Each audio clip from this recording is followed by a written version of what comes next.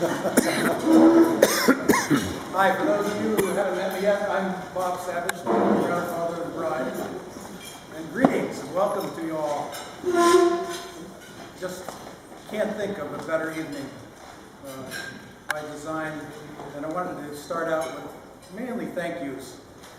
Diane wanted me to make this short and sweet, but you know, a man with 2 daughters only gets to do this twice in his life. So make your indulgence at least for a few minutes.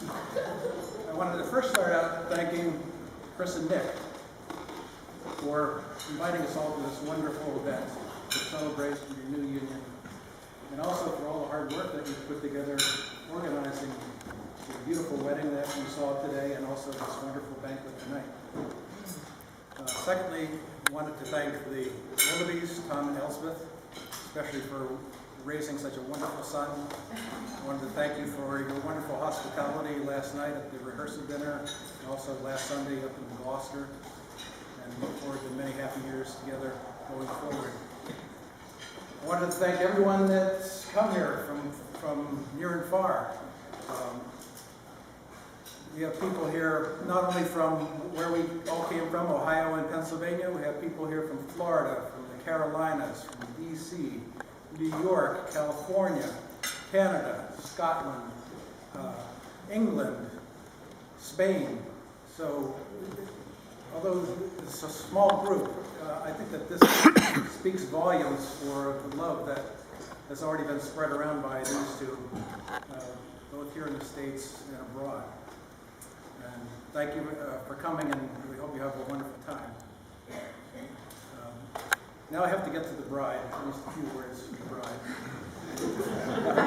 Beautiful, intelligent, shy young girl. Just about 10 years ago, we begrudgingly sent her down to the great metropolis of New York City to seek fame and fortune. I must say that this came with some trepidation. One of her parents, I think, may have made the comment that New York City might eat this girl alive. She'll last maybe 2 months there, 3 months tops. And here we are a decade later, and boy did she show her old man what a big part he was. We're so proud of what Kristen has been able to accomplish. Not her career, so to speak. The most important thing that New York brought her the opportunity was to meet her wonderful husband, Nick.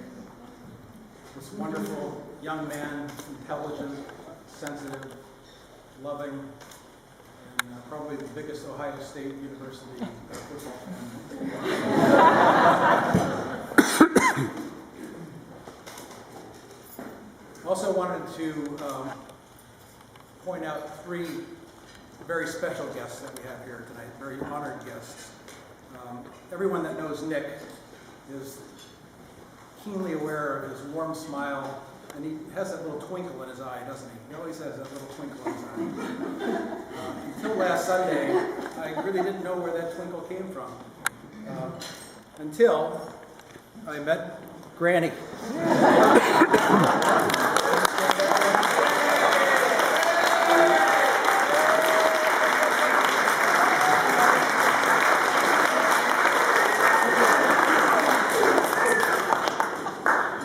Second very special guest is the person that put the twinkle in my eye, Grandmom Savage.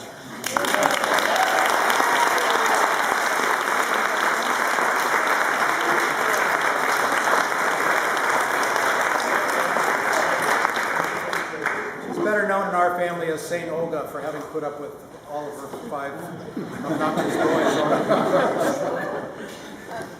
The third honored guest, unfortunately, couldn't make it because it's past her bedtime.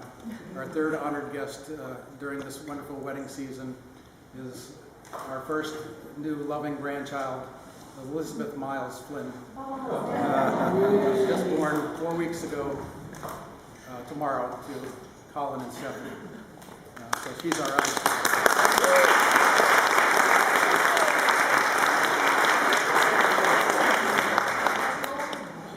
I was talking to Tom last night, and Tom was explaining to me that from the very first moment that he met Kristen, he just absolutely loved her. And I can tell you with all of my heart that both Diane and I felt exactly the same way when we first met Nick. I think it's a wonderful couple, perfectly made for one another. Those of you who know the couple well know that they love their food. You wouldn't have any idea of that seeing how svelte and toned they are tonight. But as you know, they love their food. They love, if they're not home making a wonderful gourmet dinner, they're seeking out the latest, most interesting restaurant in New York City. And even in their travels, it's many times based on food. Now, if you've ever had the good fortune to go out to dinner with Nick and Chris, you'll notice that they almost never order the same dish. They always order something different.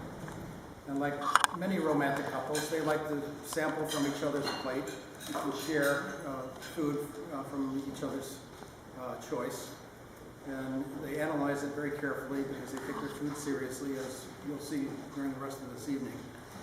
And then when they're all done with their meal, they sit back and they reflect on it, and they have sort of a little game sometimes that they play, and they will try to decide who made the best choice. So if Chris has the most delicious meal, Nick will say, "You chose better." And then similarly, if some night Nick picks out a spectacular meal, Kristen will say, "Tonight you chose better."